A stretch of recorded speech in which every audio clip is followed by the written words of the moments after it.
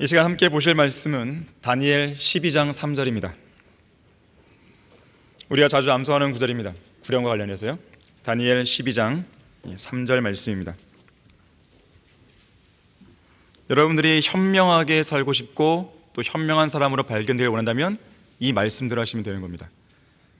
자, 다니엘 12장 3절 말씀 보시면, 현명한 자들은 창공의 광명처럼 빛날 것이요 많은 사람을 의로 돌이키는 자들은 별들처럼 영원 무궁토록 빛나리라. 자, 말씀을 위해 다 같이 기도하겠습니다. 감사하신 아버지 하나님, 아름다운 예배 환경을 조성시켜 주시고 찬양과 기도를 통해서 저희들의 마음을 설교를 듣기에 합당한 마음으로 잘 준비시켜 주셔서 감사를 드립니다. 우리가 말씀 앞에 반응을 할 수 있도록 도와주십시오. 죽은 성도가 아니라 살아있는 성도로서 그에 합당한 반응을 주님 앞에 보일 수 있도록 인도해 주시길 원합니다. 이 자리에 참석한 모든 성도들 주님께서 복을 주시고 또 함께해 주셔서 오늘 듣게 되는 이 설교를 통해 자신들의 남은 생애를 어떻게 주님을 위해 영광을 돌릴지, 그러한 부분들을 잘 돌아보고 또 실행으로 옮길 수 있는 좋은 계기가 되게 해주십시오. 마귀가 방해하지 못하도록 해주시고 주님만이 홀로 영광 받으시며 주님만이 홀로 역사해 주셔서 우리의 모든 성도들의 마음을 온전히 변화시켜 주십시오. 주 예수 그리스도 이름으로 기도했습니다. 아멘. 구령의 열정입니다. 구령의 열정. 지난 1월 12일 한국교회 총연합회 대표회장인 여의도 순복음교회 이영훈 목사가 신년 기자회견에서 이렇게 말했습니다. 한번 들어보십시오. 새해가 되었지만 전망은 어둡습니다. 세계적인 경제 침체와 우크라이나 전쟁, 이태원 12구 참사 등으로 사회 갈등도 심합니다. 이럴 때일수록 종교는 꿈과 희망을 주는 역할을 해야 합니다. 한국교회 총연합이 그 역할을 하겠습니다. 그의 말에 따르면 한국교회 총연합은 개신교 36개 교단 연합체로서 전국에 5만 8천여 개의 교회와 1132만 명의 교인들이 소속되어 있습니다. 그리고 다가오는 3.1절, 4월 9일 부활절, 6.25 정전 70주년, 광복절 등의 한국교회가 연합하는 행사를 계획하고 있다고 밝혔어요. 특히 지난 연말에는 정부, 저출산, 고령사회위원회와 양해각서를 체결하고 적극 지원하기로 했는데요. 저출산 문제는 이미 여의도 순복음교회 차원에서 10년 전부터 대책 마련을 위해 힘써온 문제이기도 했습니다. 그래서 여의도 순복음교회는 교인들이 자녀들을 출산할 경우에 장려금으로 첫째는 100만 원을 지급하고 둘째부터 넷째까지는 차례대로 200만 원, 500만 원, 1000만 원씩 지원하고 있습니다. 다 글로 갈까요? 대단한 교회입니다. 돈이 너무 많이 남아서 돌아갔고요. 어디에 쓸지 몰라 주차하지 못하는 그런 교회예요. 아울러요, 미혼모와 불법 체류자, 자녀 양육 문제 등에도 꾸준히 관심을 갖고 어렵고 소외된 이웃들을 돕겠다고 했는데요. 그러면서 이영원 목사는 아까 그 장려금 제도를 시행한 후에요, 영유아반 인원이 3배로 늘었다고 그래요. 돈 주는데 왜 안 오겠어요? 또한 한국교회 총연합은 작년에 울진 산불로 집을 잃은 주민들에게 54채의 주택을 지어서 선물하는 사랑의 집 짓기 캠페인을 벌였습니다. 이태원 12구 참사와 같은 사회적인 재난으로 정신적 고통을 받는 이들을 돕기 위한 트라우마 센터를 지속적으로 운영할 수 있도록 지원하겠다고도 밝혔어요. 그런가 하면 이영훈 목사는 동성 연애자들을 보호하기 위한 법안인 포괄적 차별금지법 제정에 대해서는 반대 입장을 밝혔어요. 그건 잘한 거죠. 문제는 그가 반대한 이유였습니다. 이렇게 말합니다. 인권과 관련해서는 이미 23개의 법률로 차별을 금지하고 있어서 현재의 법으로도 충분합니다. 성소수자를 보호하기 위해 새로운 법을 만든다면 그것은 과잉 입법이 되는 것이고 다수가 역차별을 받게 되는 부작용이 우려됩니다. 타당한 이유인가요? 목사가 할 말인가요? 동성연애가 죄이기 때문에 반대한다고 왜 못하죠, 말을? 그저 과잉 입법이라서? 다수가 역차별을 받게 되는 부작용이 우려되어서 반대한다고요? 그는 목사가 아니고 정치인이나 어디 시민단체장에 더 가까운 사람이죠. 성경적인 진리를 담대하게 외치지 못할 바에야 설교 강단에서 내려오는 게 낫죠. 죄를 죄라고 지적하지 못할 바에야 목사 직분을 당장에 내려오는 게 낫죠. 자, 이상의 내용들이요, 이 나라에서 가장 큰 교회의 목사라는 자가 5만 개 이상의 교회들과 함께 올 한 해 동안 추진하기로 결심했다는 신년 계획입니다. 과연 이런 것들이 교회이겠으며 이런 자들이 하나님께 세우신 목사이겠습니까? 교회가 무엇입니까? 일반 조직체에 속한 회원들의 권익을 도모하고 상호 교류를 장려하는 사회단체입니까? 육신의 정욕을 만족시키고 사업 파트너를 만나고 인맥을 넓혀가는 사교의 장입니까? 클라레스 라키는 이렇게 말했어요. 교회는 불신자들의 돈을 모아 가난한 회원들을 돕기 위해 일종의 면죄부나 어떤 상품을 파는 상점이 아니다 그랬어요. 노숙자들에게 밥을 퍼주고 불이웃을 도와주고 집을 지어주고 동성연애들을 보호하고 독거노인들에게 김치를 담가주고 연탄을 날라주는 사회의 복지단체 또는 자선단체가 아니에요. 교회는 그런 일들은 교회가 할 일이 아닙니다. 교회는 에클레시아, 불러냄을 받은 모임입니다. 어디에서 불러낸 것이에요? 세상으로부터 불러냄을 받은 거예요. 세상에서. 이 세상 통치자인 사탄의 왕국에서 불러냄을 받은 것입니다. 흑암의 권세로부터, 어둠에서 불러냄을 받은 거예요. 베드로전서 2장 9절에서 이렇게 말씀합니다. 너희는 선택받은 세대요 왕같은 제사장이며 거룩한 민족이요 독특한 백성이니 이는 너희를 어둠에서 불러내어 그의 놀라운 빛으로 들어가게 하신 분의 덕을 너희로 선포하게 하려는 것이니라. 김장 담가줘라? 연탄 날라줘라? 독거노인을 도와줘라? 그렇게 하기 위해서 내가 너희를 불러냈다, 이렇게 안 했어요. 성경에서. 세상에서 불러내신 목적은 세상을 변화시키는 데 있는 게 아닙니다. 세상 자체를 변화시키기 위한 것이었다면 굳이 세상에서 불러낼 이유가 없죠. 그냥 세상이 있으면서 세상을 바꾸게 노력해라 이랬겠죠. 왜 세상에서 불러내 받았겠습니까? 세상과 철저하게 분리된 상태에서 하나님의 특별한 보호하심과 인도하심을 받고 복음과 진리를 전해서 이 멸망에 가는 이 세상에서 단 한 사람이라도 더 건져내라는 것이죠. 그것이 바로 하나님께서 우리를 교회로 불러내신 목적이에요. 그렇기 때문에 아프리카 난민촌에 가서 학교를 세워주고 죽을 끓여 먹게 해주는 것과 같은 그런 일들이 1차적으로 교회가 감당할 사역이 아니라는 것입니다. 불쌍한 사람 도와줄 수 있죠. 돈 줄 수 있죠. 교회 이름으로 하지 말라는 거예요. 한다 하더라도 복음을 전파하면서 하라는 것이죠.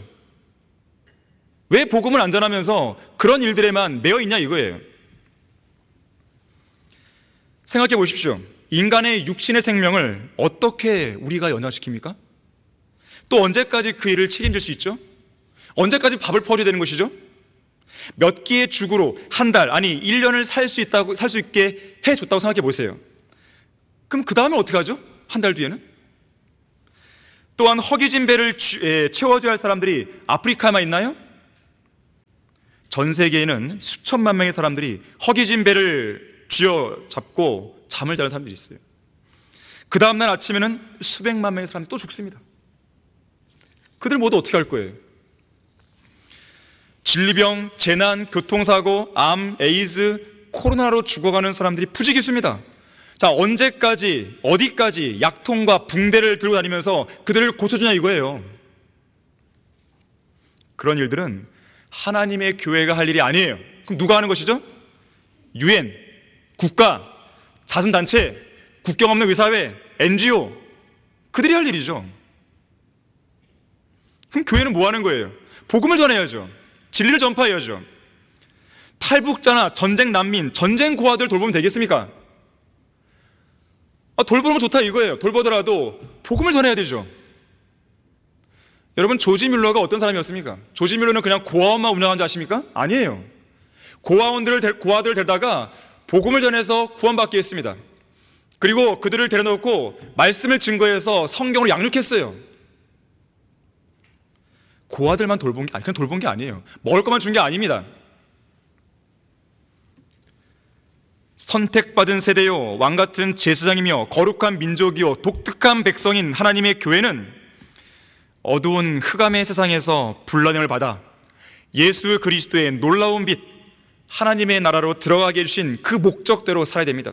그 목적이 무엇인가? 복음을 전하라는 거예요. 그렇게 해주신 분의 덕을 선포하라는 것입니다. 복음을 전하지 않는 교회는 교회가 아닙니다.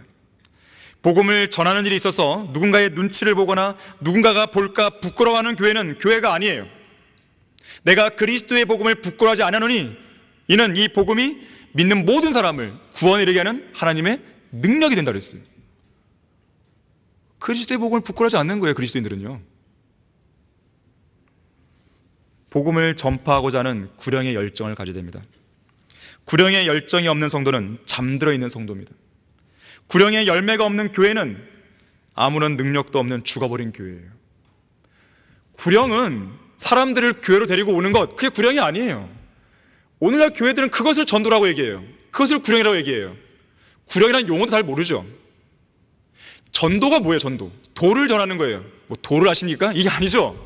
그 도가 뭐예요? 길이죠. 길이 누구예요? 예수님이시죠.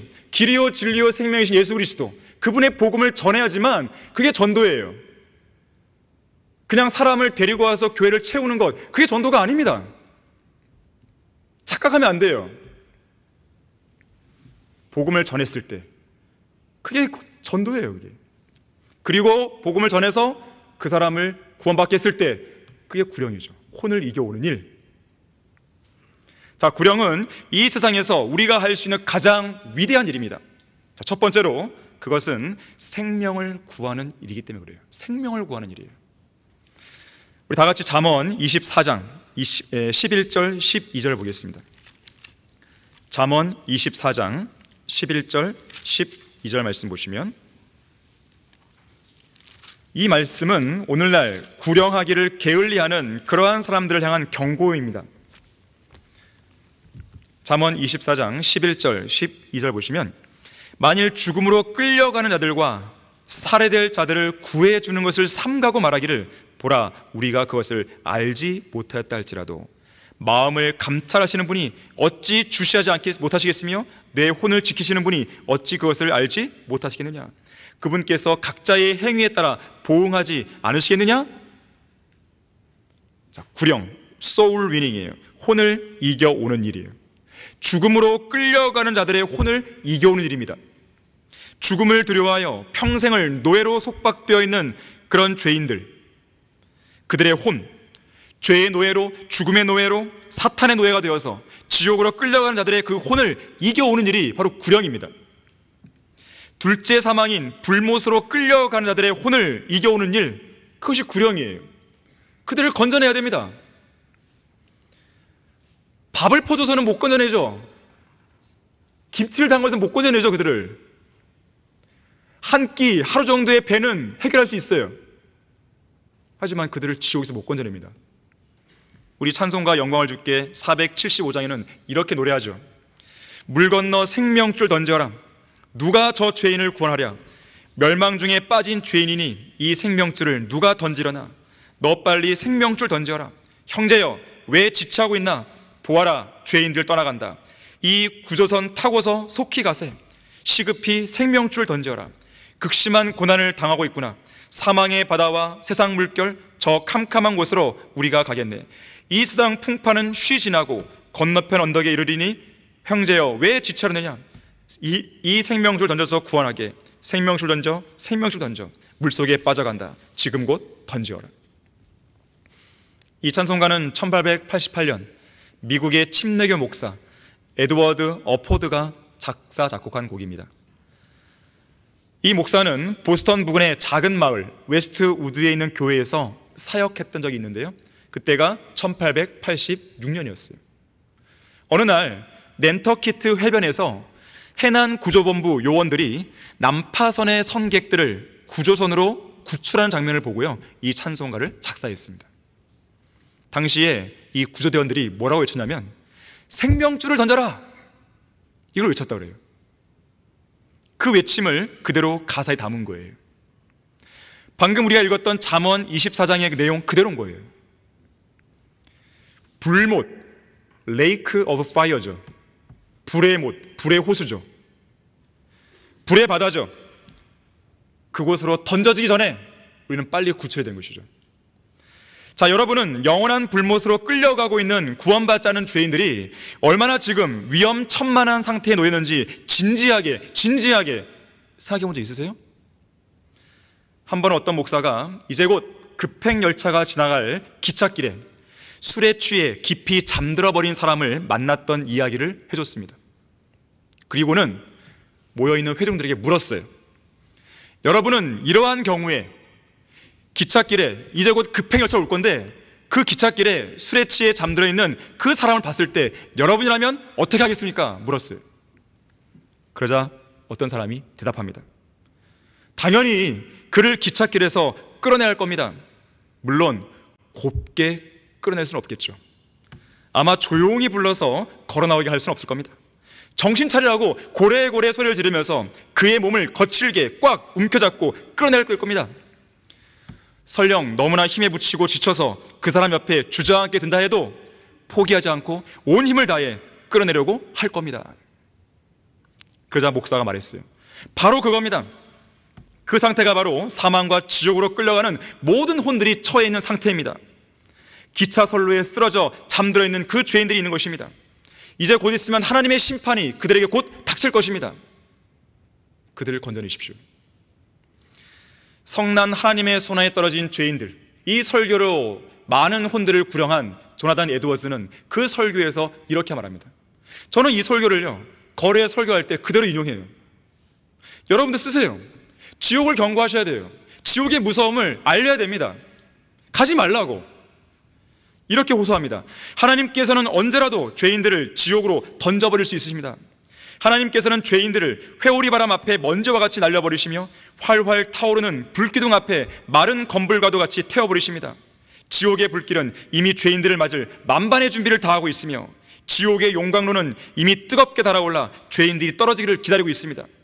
비참한 세계, 끝없이 타오르고 있는 유황 불못은 지금 구원받지 않은 여러분의 발밑에 넓게 펼쳐져 있습니다. 그곳에는 하나님의 진노의 불꽃이 활활 타오르고 있습니다. 지옥은 죄인인 여러분을 삼키기 위해 입을 크게 벌리고 있습니다. 오래전 한 신문에 비극적인 기사 하나가 실렸어요. 5살 난 어린아이가 평소에는 그렇게 다정하게 지냈던 자기 집 큰 개에게 물려 죽은 사건이 있었어요. 주인이나 자기 새끼도 문다고 하는 몸집이 크고 성질이 포악한 도사견이었어요. 이 개가 어린아이를 물고는 30분 동안이나 으르렁거리며 돌아다녔는데도 주위에 100여 명이나 되는 구경꾼들은 아이의 살려달라는 비명을 못 들은 채 하거나 뻔히 보면서도 자기도 무서우니까 그 아이를 선뜻 구하러 나선 사람이 단 한 명도 없었다 그래요. 그야말로 매정하고 비정한 세태인 것이죠. 자, 그런데 울부짖는 사자처럼 삼킬 자를 찾아 두루 다니는 마귀는 포악한 도사견처럼 수많은 죄인들을 입에 물고는 그들이 지옥에 갈 때까지 계속해서 으르렁대며 돌아다니고 있습니다. 자, 누가 그들의 생명을 건져내겠습니까? 마귀에게 물린 자들이 살려달라고 비명을 지르며 죽어가고 있는데 그들에게 출산 장려금이나 내밀겠습니까? 죽을 끓여주고 밥을 퍼주겠습니까? 김치를 담가주고 연탄이나 날라주겠습니까? 물린 상처나 치료하라며 약통과 붕대를 들이대겠습니까? 아니면 지옥으로 떨어져가는 벼랑 끝에 서 있는 자들의 살려달라는 그 비명소리를 그냥 모른 체하고 외면하겠습니까? 자, 이 자리에 앉아있는 모든 성도들은 구원받지 않은 죄인들이 지금 죽으면 어디로 가는지 아는 사람들이에요. 그들이 지옥에 간다는 걸 모르는 사람은 이 자리에 없습니다. 분명하게 알고 있어요. 그뿐만 아니라 그들을 건져낼 방법이 무엇인지도 알고 있어요. 그들을 살릴 방법이 무엇인지 알고 있습니다. 그런데도 앞서 우리가 읽었던 잠언 말씀대로 죽음으로 끌려가는 자들과 살아야 될 자들을 구해 주는 걸 삼가고 말하기를 보라, 우리가 그것을 알지 못하였다. 이렇게 하겠어요? 그런 자들을 향해서 하나님께서 뭐라고 경고하십니까? 마음을 감찰하시는 분이 어찌 주시하지 못하겠으며 내 혼을 지키시는 분이 어찌 그것을 알지 못하시겠느냐? 그분께서 각자의 행위에 따라 보응하지 않으시겠느냐? 구령하지 않는 그런 성도들 향해서, 구령하지 않는 그런 교회들 향한 경고인 것입니다. 너가 몰랐다고? 내가 너 마음을 아는데? 구령의 열정도 없고 복음 전파에 관심조차 없는 비정한 그리스도인들은 마치 죄인들이 지옥에 가지 않을 것처럼 그렇게 살고 있어요. 긴박감이 없는 것이죠.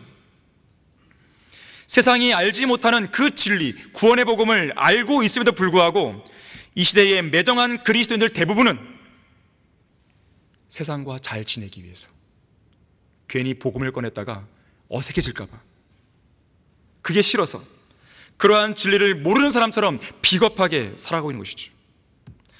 자, 죽음으로 끌려가는 그 죄인들이, 오늘 저녁까지도 함께 식사를 했던 그 죄인들이 내일 아침에도 살아있을 거란 보장이 있겠습니까? 장담하세요? 지금 당장 생명줄을 던져야 되는 것이죠.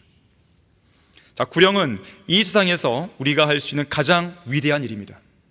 두 번째로, 그것은 생명을 낳는 일이기 때문에 그래요. 잠언 11장 30절, 이것도 우리가 구령과 관련해서 잘 아는 말씀이죠. 의로운 자의 열매는 생명이 나무니 혼들을 이겨오는 자는 현명하니라. 혼들을 이겨오는 자, 바로 여기서 구령이 나온 거예요. 우리가 살고 있는 현 교회 시대에 의로운 자는 누구입니까? 구원받은 그리스도인이죠. 예수 그리스도를 개인의 구주로 믿고 하나님의 의를 전가받은 우리 그리스도인들이죠. 믿음으로 구원받고 믿음으로 살아가는 우리 모든 성도들이죠. 그런 의로운 자들에게는 반드시 열매가 맺힙니다. 어떤 열매요? 생명의 나무예요. 생명은 생명을 낳습니다. 우리 안에 참된 생명이 들어와 있다면 그 생명은 또 하나의 참된 생명을 낳게 돼 있어요. 그건 필연이에요. 내가 생명의 어떤 생명을 안 낳고 있다, 그건 이상한 거예요. 뭔가 문제가 있는 것이죠. 자, 거듭난 그리스도인은 내적으로, 우선적으로 성령의 9가지 열매를 맺어야 됩니다. 그중 하나가 사랑이에요. 이 사랑은 어디서 왔습니까?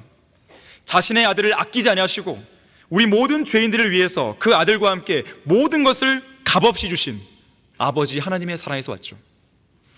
하나님께서 세상을 이처럼 사랑하셔서 그의 독생을 주셨으니 이는 그를 믿는 사람은 누구든지 멸망하지 않고 영생을 얻게 하려 하심이라. 우리를 향한 하나님의 사랑이 이렇게 나타났으니 곧 하나님께서 그의 독생자를 세상에 보내신 것은 우리로 그를 통하여 살게 하려 하심이라. 여기에 사랑이 있으니 우리가 하나님을 사랑한 것이 아니요 그분이 우리를 사랑하시고 그의 아들을 우리 죄들을 위하여 화목제물로 보내신 것이라. 사랑이에요. 사랑은 주는 겁니다.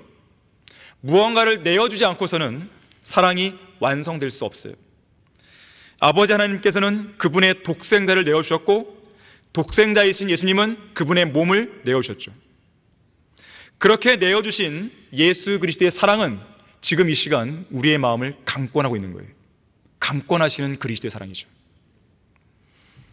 강권하시는 그리스도의 사랑은 우리 그리스도들로 하여금 죄인들에게 복음을 전파하도록 길거리로, 공원으로, 기차역으로, 도시 근교로, 산간 마을로, 농어촌 마을로, 지방으로, 읍내 구석구석으로, 전 세계 오지로 몰아가는 것이에요. 이건 단순한 의무감으로 하는 게 아닙니다. 의무감을 넘어서는 것이죠. 계속해서 밖으로 나가 눈물로 복음의 씨앗을 뿌리도록 강권하는 거예요. 눈물로 씨를 뿌리는 자들은 기쁨으로 거두리로다. 귀한 씨를 가지고 나가서 우는 자는 정녕 기쁨으로 그의 단들을 가지고 돌아오리로다. 구령의 열정은 바로 이 강권하시는 그리스도의 사랑에서 나오고 있습니다. 자, 그래서 어떤 성도가 구령의 열정이 없다는 것은 이런 거예요. 그의 마음을 강권하시는 그리스도의 사랑을 고의로 무시했거나 무참히 짓밟고 묵살해버렸기 때문에 그런 것입니다. 분명히 여러분의 마음속에는 그리스도의 사랑이 강권하면서 너 저 사람 보이지? 저 사람에게 복음을 전하러 가. 지금 가야 돼. 지금 가야 돼. 계속 묵살하고 무시하는 거죠. 결국 열정이 사라지는 것입니다. 한편 강권하시는 그리스도의 사랑을 통해 전파된 복음은 또 다른 그리스도인들을 만들어냅니다. 의로운 자의 열매가 생명의 나무라고 했어요. 생명은 새로운 생명을 낳아야 됩니다. 영원한 생명을 소유한 그리스도인이 생명의 복음을 전파하는 생명의 나무가 되어서 또 다른 영원한 생명을 소유한 생명의 나무를 만들어내는 것이죠. 나무 한 그루를 심는 겁니다. 여러분이 복음을 전파해서 누군가를 이겨왔다면 나무 한 그루 심은 거예요. 조날 라이스 목사는 구령하지 않는 죄에 대해서 7가지 죄로 정의를 내렸어요. 구령하지 않는 죄는 예수님이 하신 명령에 대한 불순종이다. 불순종의 죄예요. 구령하지 않는 죄는 예수님을 향한 사랑이 부족한 죄다. 왜냐하면 주님을 사랑하면 말씀을 지키게 되어 있거든요. 말씀을 안 지킨다는 것은, 즉 말씀에 따른 구령의 명령을 안 지키는 것은 주님을 사랑하지 않는다는 증거죠. 세 번째, 그리스도를 따르지 않는 죄예요. 네 번째, 구령하지 않는 것은 그리스도 안에 거하지 않는 죄입니다. 다섯 번째, 구령하지 않는 죄는 눈이 멀어서 멀리 내다보지 못하는 그런 바보들의 어리석은 죄예요. 여섯 번째, 구령하지 않는 죄는 하나님을 신뢰하지 못하는 죄입니다. 구령하지 않는 죄는 마지막 7번째, 이게 중요한데요, 영적인 1급 살인죄예요. 생명을 살려야 할 생명의 나무가 영적 살인을 자행하고 있는 것입니다. 죽은 나무가 되어버린 거예요. 병원 의사는 육체의 생명을 살리지만 구령자는 혼의 생명을 살립니다. 소방관들은 육체의 생명을 뜨거운 불길에서 구해내지만 복음 전파자는 혼의 생명을 지옥의 영원한 불길에서 구해내는 것이에요. 자, 그리스도인들의 배교는 보통 2가지 형태로 진행됩니다. 배교는 2가지 형태로 진행돼요. 첫 번째, 복음을 증거하지 않는 거예요. 복음을 증거하지 않을 때 배교의 시작이 되는 것이죠. 두 번째, 성경을 변개시키는 거예요. 성경을 변개시킬 때 바로 이 배교가 시작되는 것입니다. 그래서 변개된 성경을 쓰는 목사들은 거리에서 설교하지 않는 거예요. 구령하지 않는 거예요. 변개된 성경은 죽은 성경이기 때문에 그렇습니다. 죽은 성경은 새로운 생명을 낳을 수가 없어요. 어떤 열매도 맺지 못할 뿐만 아니라 살아있는 생명까지도 무참히 짓밟고 죽여버리는 것이죠. 과연 이 땅에서 거리에서 설교하고 복음을 전하는 사람은 누구입니까? 그들의 손에는 어떤 성경이 들려 있어요? 어떤 성경을 펼쳐서 복음을 전하는 것입니까? 개역 성경이에요? 개역 개정판이에요? 정동수의 흠정역이에요? 그런 성경을 쓰는 교회들에서는 좀처럼 구령의 열매가 맺히지 않습니다. 물론 간혹가다 맺힌 열매가 있어요. 그건 왜 그러냐면 복음이라고 하는 것은요, 성경 전체를 몰라도 전할 수 있기 때문에 그런 거예요. 그렇잖아요. 여러분은 성경 전체를 다 알고 구원받았습니까? 아니란 말이에요. 길바닥에 떨어지는 전도지 한 장으로도 구원받을 수 있어요. 누군가가 어떤 휴지에다가 복음의 내용을 적었다면 그 복음을 통해서 구원받을 수 있는 거예요. 하지만 제대로 된 구령이 안 이루어지거나 많은 구령 열매가 없는 거예요. 성경은 살아있고 능력이 있는 하나님의 말씀인데 죽은 영을 살리지도 못하고 지옥으로 가는 혼을 불구덩이에서 구원하지 못하는 성경이라면 그런 성경이 왜 나와야 됩니까? 흠정역은 나와야 될 이유가 없는 성경이에요. 그 성경을 하나님이 쓰신다면 그 성경을 통해서 거리에 설교하고 구령하는 사람이 있어야죠. 왜 못하죠? 제가 왜 이 부분을 강조하냐면 필라델피아 교회 시대, 소위 부흥의 시대, 대각성의 시대, 1517년에 이 마틴 루터가 종교개혁을 일으키고 나서 1611년에 영어 킹제임스가 나오고 그리고 세계에 부흥의 시대가 도래하게 되는 것이거든요. 영어 킹제임스가 나온 다음에 무려 400년의 기간 동안에요, 그들이 복음을 전파할 때 들고 다니는 성경은 영어 킹제임스 성경이었어요. 하지만 1800년대 후반부터 변개된 성경이 나오면서요, 그 사역은 서서히 식어져 갔습니다.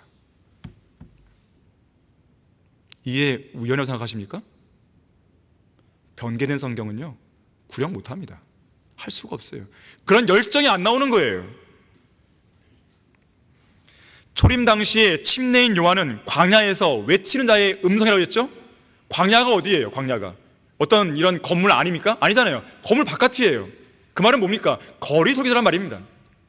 침례인 요한은요, 단 한 번도 이런 실내에서 설교해 본 적이 없는 진짜 거리 설교자예요. 침례인 요한만이 아니죠. 구약의 거의 모든 선지자들, 이사야, 에스겔, 요나, 예레미야 다 거짓말하셨어요. 하나님께서는 예레미야 11장 6절에서 선지자 예레미야에게 말씀하십니다. 유다의 성읍들과 예루살렘의 거리들에서 선포하라. 선지자 이사야에게는 이사야 58장 1절에서 이렇게 말하죠. 아끼지 말고 크게 외치며 나팔처럼 내 목소리를 높이라. 잠언 1장 20절에서는 지혜가 밖에서 외치고 거리들에서 소리를 친다 그랬어요. 밖에서, 거리에서. 자, 우리의 지혜가 누구입니까? 예수 그리스도시죠. 예수님도 거리 설교자였어요. 스테판도 거리에 설교했습니다. 베드로를 비롯한 사도들 마찬가지예요. 사도 바울 마찬가지예요. 거리에서 설교했어요. 성경대로 믿는 설교자들 마찬가지예요. 조지 히필드, 요한 웨슬리, 찰스 피니, D.L. 무디, 찰스 펄전, R.A. 토레이, 피터 러크만, 이성호 목사님 다 마찬가지예요. 다 거리 설교자예요. 아니, 지난 2000년의 교회사 동안에, 그 중에서 무려 1900년의 기간 동안에 모든 성경대로 믿는 사람들은 다 거리 설교했어요. 그런데 유독 왜 이 시대, 이 배교한 교회 시대, 이 마지막 100년 동안은 거리 설교를 꺼려냐 이거예요.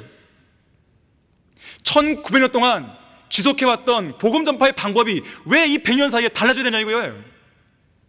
그건 누구 생각이에요? 배교자들의 생각이에요. 하나님은 그런 명령을 준 적이 없어요. 아, 이 현대사회는 그렇게 설교하면 안 돼. 사람들이 싫어해. 거리에서, 공원에서 그렇게 구경하지 마. 그냥 교회 데리고 오고 그냥 스스로 놔두면 언젠가는 구원 받을 거야. 아니, 누가 그런 명령을 줬어요? 세상 사람들에게 호감을 사려 하는 그런 배교자들이 이야기하는 내용이죠. 제가 무슨 틀린 얘기 하는 것입니까? 성경대로 믿는 그리스도인들은요, 어디에서든지 복음을 전할 준비가 돼 있어야 돼요. 그게 거리든지 공원이든지 목욕탕이든지 찜질방이든지 뭐든지 간에요. 자, 이 자리에 앉아서 영과 진리로 경배를 드리는 모든 성도들은 모두 다 구원받은 사람이라고 저는 확신합니다. 또한 지금 이 시간 예수님께서 저 공주로 오실 때 자신의 이름을 부르는 주님의 음성을 듣고 곧바로 하늘로 끌려 올라갈 거라는 그런 확신이 있을 거라고 저는 생각합니다. 자, 그런데 여러분 주위에 가족이나 친척, 친구들은 어떻게 할까요? 그들도 준비되어 있습니까? 아직 그들이 준비되지 않았다면 어떻게 하실 거예요? 언제까지 여러분들은 그들을 방치할 것입니까? 하나님께서는 그렇게 아니라고 이 해이한 삶을 사는 그런 성도를 향해서 선지자 에스겔을 통해 이렇게 책망합니다. 너희는 성벽이 무너진 곳에 올라가지도 아니하였으며 주의 날에 전쟁에 대비하려고 이스라엘 집을 위하여 장벽을 만들지도 아니하였도다. 내가 그들 가운데서 한 사람을 찾으려 했으니 그 사람은 장벽을 쌓아 그 땅을 위하여 내 앞에서 갈라진 틈에 서서 나로 그 성읍을 멸하지 못하게 할 사람이라. 그러나 나는 아무도 찾지 못하노라. 이러한 하나님의 말씀이 이 시대에도 적용된다면, 특히 그것이 성경대로 믿는 교회 안에 적용된다면 그 교회는 이미 끝나버린 거예요. 곳곳이 무너져 있습니다. 곳곳이 갈라져 있어요. 하나님과 죄인들 사이에 그 틈이 너무 많이 벌어져 있는 것이죠. 그 틈 사이에서 그 죄인들을 위해 중보기도 하고 그 죄인들에게 복음을 전할 사람을 주님은 찾고 계신 거죠. 하나님을 만날 준비가 되어 있지 않은 그들이 하나님의 분노와 진노 속에 멸망한다면, 지옥 간다면 그건 누구 책임이에요? 물론 그들의 책임이죠. 예수님 믿지 않은 그들의 책임이죠. 하지만 하나님께서는 그들에게 복음을 전하지 않은 여러분들에게도 책임을 물으실 것이에요.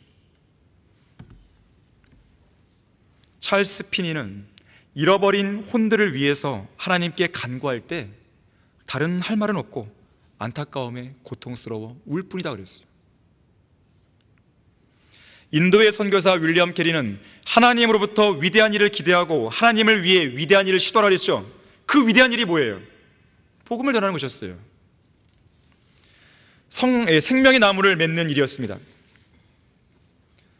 마틴 루터가 내일 지구의 종말이 올지라도 오늘 사과나무를 심겠다 그랬죠.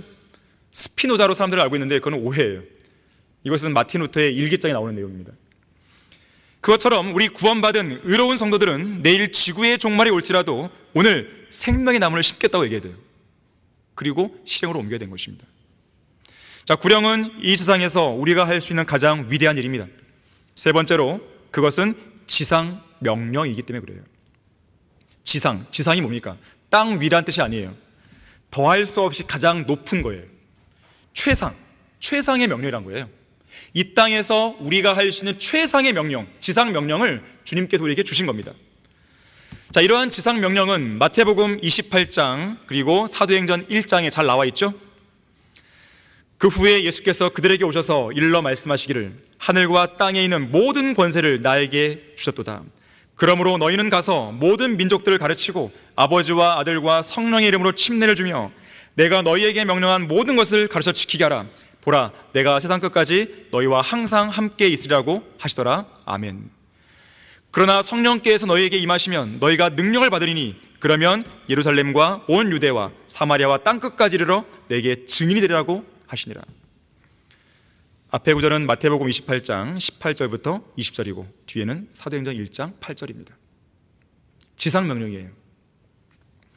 자, 명령을 받은 사람의 입장에서 보면요, 그거는 의무가 됩니다. 명령은 우리에게는 의무가 되는 거예요. 이것은 해도 되고 안 해도 되는 선택사항이 아닙니다. 그래서 구령은 모든 성도들의 의무예요. 자, 우리 다 같이 고린도전서 9장 16절부터 18절까지 찾아보겠습니다. 자, 고린도전서 9장 16절에서 18절까지를 보겠습니다.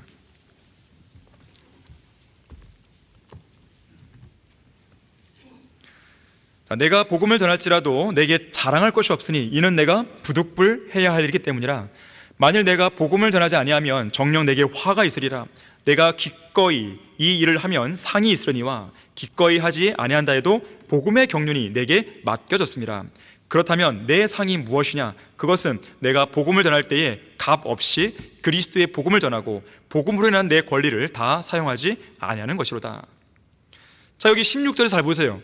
복음을 전하는 일을 뭐라고 그랬습니까? 구원받은 내가 부득불해야 할 일을 했어요. 부득불해야 할 일. 절대 피할 수도 없고 피해서는 안 되는, 반드시 해야 되는 불가피한 일이라고 말하는 것이에요. 극심한 두려움과 강한 압박이 밀려오는 극한 상황에도 절대 포기할 수 없고 절대 물러설 수도 없는 그런 일이라는 것이죠.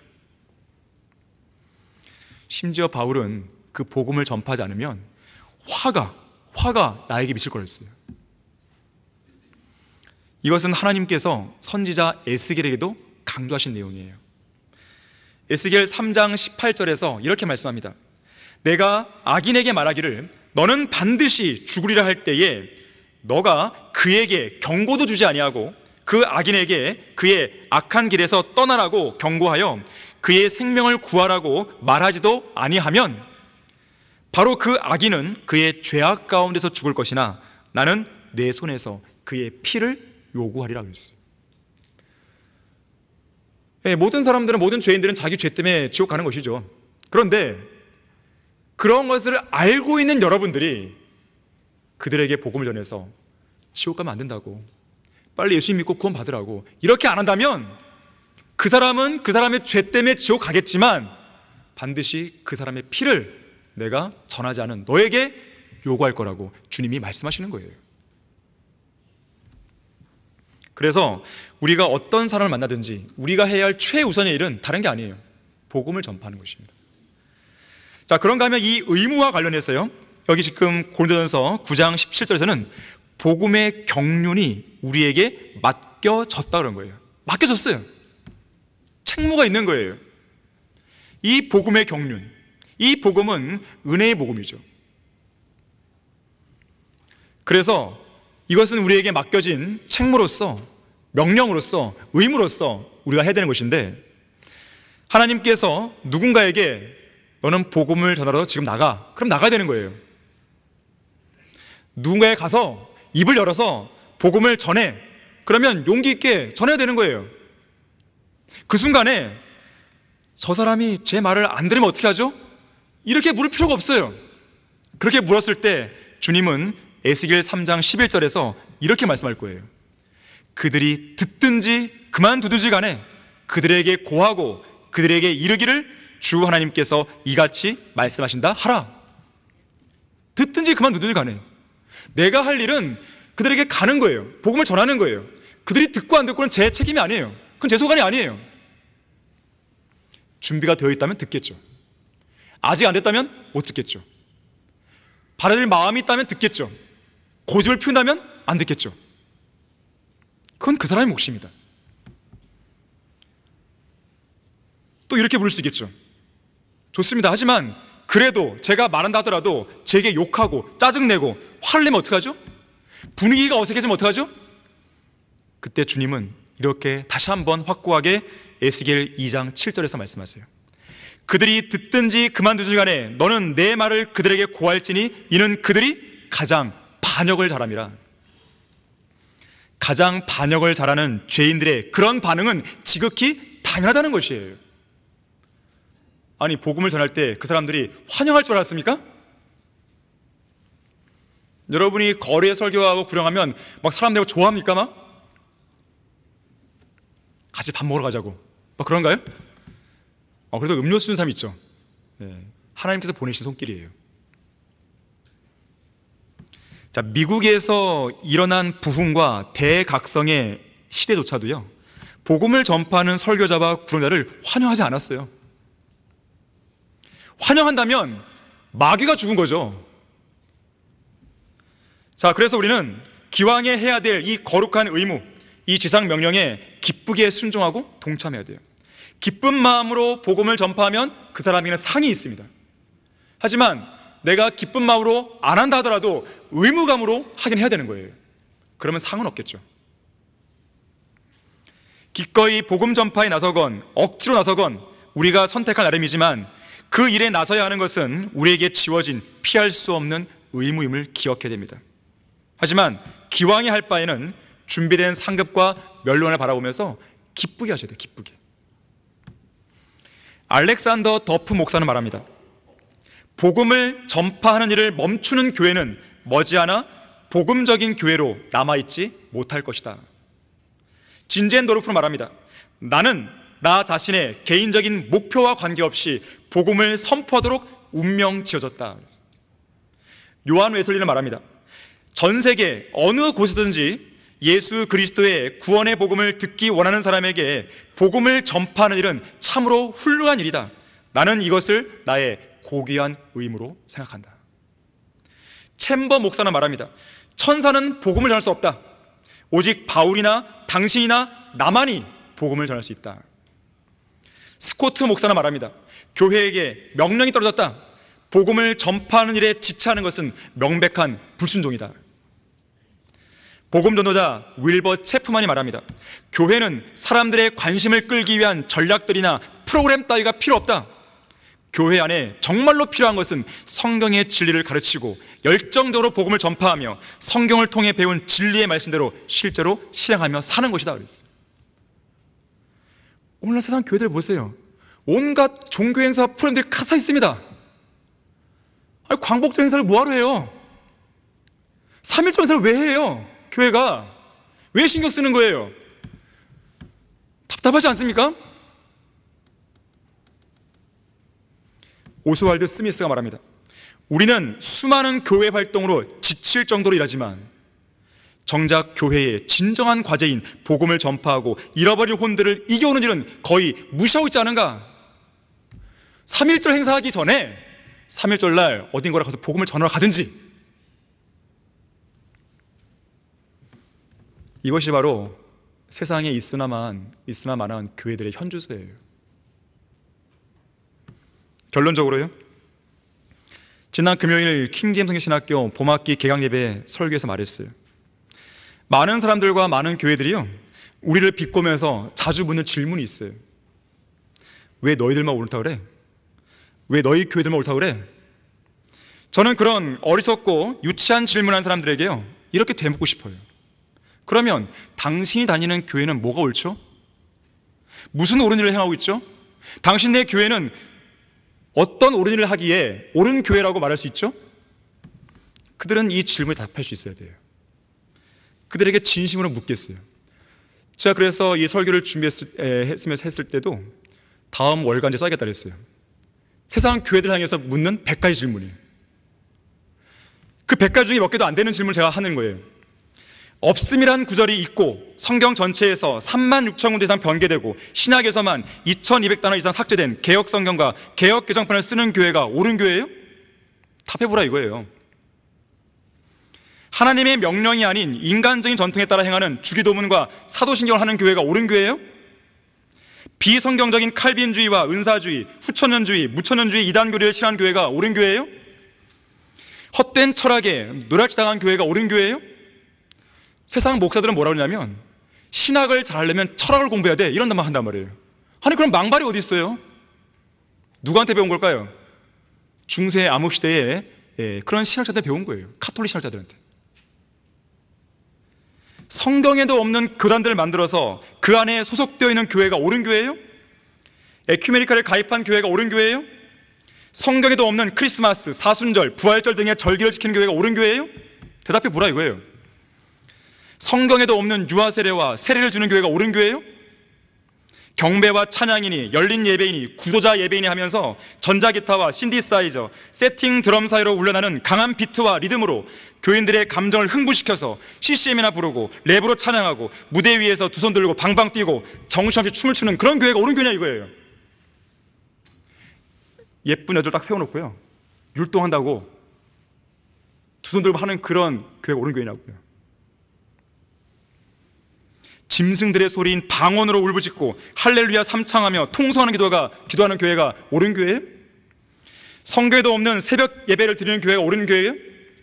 정치에 참여하고 정당이나 기웃거리는 교회가 옳은 교회예요? 성경에도 없는 권사, 전도사 등의 직제를 두고 또 목사가 장로인데 그것도 몰라서 목사 따로 장로 따로 두는 게 옳은 교회예요? 각종 명목으로 교인들의 돈을 갈취하기 위해서 헌금 봉투만 질비해 있는 교회가 옳은 교회입니까? 전도지 한 장 제대로 만들지 못하는 교회가 옳은 교회예요? 예수 그리스도의 재림을 기다리지 않는 교회가 옳은 교회예요? 세상 사람들의 호감이나 사려 하고 거리에서 복음을 설교하지 않고 구령하지도 않는 교회가 옳은 교회예요? 사람들은 구령과 전도를 뭐라 하냐면 거리에 나와서 통기타 메고 통기타 치면서 CCM 불러대면서 당신은 사랑받기 위해 태어난 사람 이 노래나 부르면서 화장지 나눠주고 커피 끓여주고 이것을 전도라고 생각하는 거예요. 답답하죠. 자, 무엇이 도대체 옳다는 거예요? 그 질문을 하려면 무엇이 옳은지 알고 따지려면 따져야 되죠. 다 답해 줄 수 있습니다. 왜 너희들만 옳다고 하느냐? 왜 너희 교회만 옳다고 하느냐? 따지기 전에 어떤 교회가 옳은 교회인지 성경으로 확인하고 그 답을 가지고 와서 따지라는 거죠. 그게 맞지 않아요? 자신이 얼마나 무지한지를 모르면 쓸데없는 자부심과 교만으로요 이런저런 질문만 던지는 거예요. 마치 자기가 많이 아는 것처럼. 자신의 무지를 그런 시답지 않은 질문으로 비겁하게 숨기려 해서는 안 됩니다. 당당하다면 옳은 게 무엇인지 알고 오라는 거예요. 얼마든지 상대해 줄 수 있으니까. 윌리엄 패틀러 목사가 말했습니다. 교회의 존재 가치가 정당화될 수 있는 길은 교회가 복음 전파라고 하는 선교의 책임을 이룩할 때 가능하다고 그랬어요. 그 교회의 존재 가치, 그 교회가 옳은 교회라면 길거리에서 공원에서 학교에서 어디든지 복음을 전할 때 그 교회가 옳다고 말할 수 있는 거예요. 복음을 전하지 않는 교회는 이 땅에 존립할 가치가 없습니다. 왜 이 땅에, 이 좁은 땅에 8만 개의 교회나 있어야 될 필요가 뭐가 있어요? 왜 있는 거예요? 자기 교단교회를 확장시키기 위해서 그런 것이죠. 둘러보세요. 수십 개의 십자가가 한눈에 들어옵니다. 우리는 기도하고 있죠. 이 땅에 성경들을 믿는 교회 30개 이상 있습니다. 그 교회만 있으면 이 나라 전역을 복음화시킬 수 있습니다. 정말이에요. 우리는 이미 각 교회들이요 지금 12개가 우리 포함해서 있는데 각 교회들이 이 주변 지역뿐만 아니라 한두 시간 떨어진 거리까지 가서 설교합니다. 그렇기 때문에 이 땅에 30개 이상만 있어도요, 충분히 이 나라를 복음화시킬 수 있어요. 8만 교회 복음도 전하지 않는 교회 뭐가 그렇게 많으면 뭐 필요가 있겠어요? 있어도 그만 없어도 그만이죠. 신실한 복음 전파자의 설교를 통해서요, 한 죄인이 회심하고 회개에 진실한 눈물을 흘리고 진심으로 술병을 내던지고 창녀짓을 그만두고 도박을 중단하고 자살하러 가던 사람이 돌아서고 폭력을 멈추고 추악하고 더럽고 음란한 일을 중단하는 그런 모습을 본다면 여러분 어떻게 하겠어요? 복음을 전하러 가겠죠. 지금은 비록 라오디케아 시대, 배교의 시대지만요, 그래도 여전히 복음을 듣고 믿는 사람들이요, 이렇게 순수하게 변하는 사람이 있습니다. 몇 년 전에 청량리에서요, 저도 그때 복음을 전했었는데 함께 복음을 전하던 어떤 형제가 간증해 줬어요. 내가 복음을 전했는데 이 사람이 복음을 듣고 구원 받았더라. 그런데 자기 품에서 칼을 하나 꺼냈다고 했어요. 사실 자살하러 가는 중이었어요. 자, 그런 사람들이 비일비재한 것이에요. 있는 거예요. 자, 신실한 구령자를 위해서는 자랑의 멸관이 마련되어 있어요. 그리스도의 심판석에서 자기만 그 멸관을 못 받는 일이 생겨서 되겠습니까? 지금 이 땅에서 다른 사람 눈치가 보이고 부끄러워서 복음을 전파하지 못하는 사람들이 기억할 것은 뭐냐면, 그리스도의 심판석에서 어떤 상금이나 멸관을 받지 못하는 그 일이 훨씬 더 부끄러운 일이라는 거예요. 창피하죠. 사람이 온 세상을 얻고도 자신의 혼을 잃는다면 무슨 유익이 있겠냐 그랬어요. 하나의 혼은 세상과도 바꿀 수 없을 만큼 그 가치는 대단한 것입니다. 그래서 우리가 구령하는 일에 동참하는 것은 참으로 위대한 일이에요. 그리스도인은 지옥을 향해 질주하는 혼들을 항상 염두에 두고 있어야 됩니다. 그들 향한 강한 연민을 가질 수 있도록 하나님께 기도해야 돼요. 구령의 열정이 없다면 열정을 달라고 기도하세요. 간절히 매달리세요. 자, 여러분 모두가 구령의 열정을 가진 신실한 구령자 되기를 바라겠습니다. 자, 기도하겠습니다. 감사하신 아버지 하나님, 구령은 너무나 중요한 일입니다. 이것은 한 혼의 영원한 생명에 달린 문제입니다. 이거는 밥 먹고 사는 문제를 능가하는 것입니다. 이 땅에서 살고 죽는 것을 넘어서는 것입니다. 혹시라도 우리가 그러한 중요한 사역을 놓치고 있었거나 소홀히 했거나 단순한 의무감만으로 했다면 오늘 이 시간을 통해서 다시 마음을 바꿀 수 있도록 도와주십시오. 이 자리에 앉아있는 모든 성도들에게 구령의 열정을 주십시오. 신실한 구령자 될 수 있도록 주님께서 역사해 주십시오. 주 예수 그리스도 이름으로 기도했습니다. 아멘.